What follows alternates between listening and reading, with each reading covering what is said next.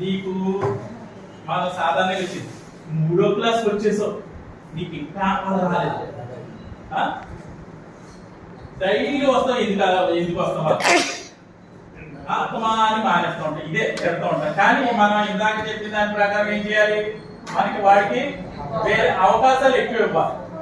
కానీ మనం అది పోయి వాడిని తిడుతూ ఉంటాం. ఎవరైతే సరిగ్గా చురుగ్గా లేకపోతున్నారో వాళ్ళని పార్టిసిపేషన్ కూడా చేసుకోము, అలాగే ఉంచేస్తూ ఉంటాం. మా అబ్బాయిని ఓట్లు వేసేస్తారండి, చూద్దామా లాస్ట్ డబ్బులు పడిపోయి మళ్ళీ తల్లికి మాత్రం పడిపోయింది. మళ్ళీ ఒక్కొక్క ఆలోచన కూడా అలా ఉంటుంది, మళ్ళీ వస్తాయి కదా ఇంకోసారి చదువుకే ఎక్కువ సార్లు వస్తాయి.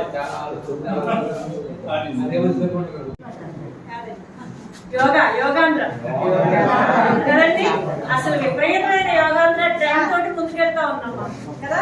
దాంట్లో ఒక్క స్టెప్ ఏదైనా చేసుకుని ముందుకెళ్తాం. ఎందుకంటే అందరూ యోగా చేస్తున్నారు, మనం మాత్రం ఎందుకు మానేయాలి, యోగా నిద్రలోనే ఎందుకు ఉండాలి కదండి. అందరం ఒక చిన్న స్టెప్ చేసుకుని బయటకు వెళ్దాం. నెక్స్ట్ టాపిక్ వెళ్దాం. ఇలా నిల్చున్నాం కదా, ఒక స్టెప్ ఇది వేస్తాము, హ్యాండ్స్ పై, మళ్ళీ ఇది ఇలా వచ్చేస్తుంది, మళ్ళీ కొంచెం స్పీడ్ గా చేయగలగాలి.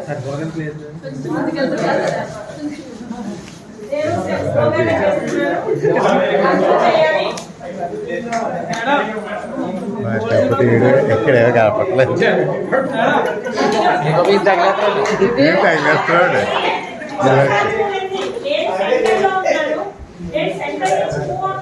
ఒక స్టెప్ సెట్ చేస్తున్నా, మళ్ళీ సెంటర్ వస్తున్నా.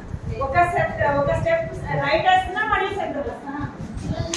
1 2 3 4 5 1 2 3 4 5 1 2 3 4 5. ఈ యాక్టివిటీస్ మీరు చేసిన దాంట్లోనే ఉంటుంది, చూసే దాంట్లో ఉంటుంది. 1 2 3 4 5 1 2 3 4 5 1.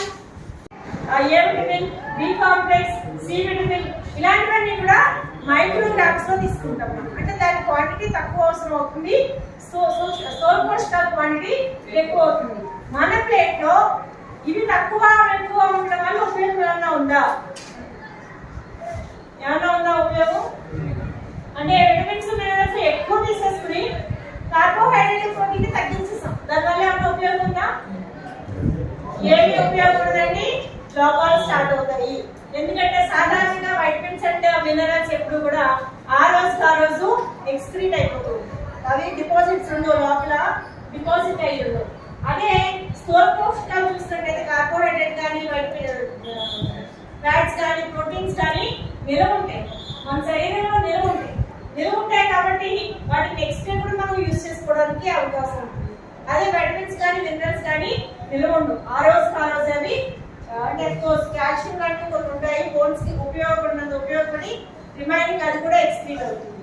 సో ఈ పోషకాలన్నీ కూడా తగినంత మోతాదులో తీసుకోవడం వల్ల మనం పోషకాహార సమతుల్య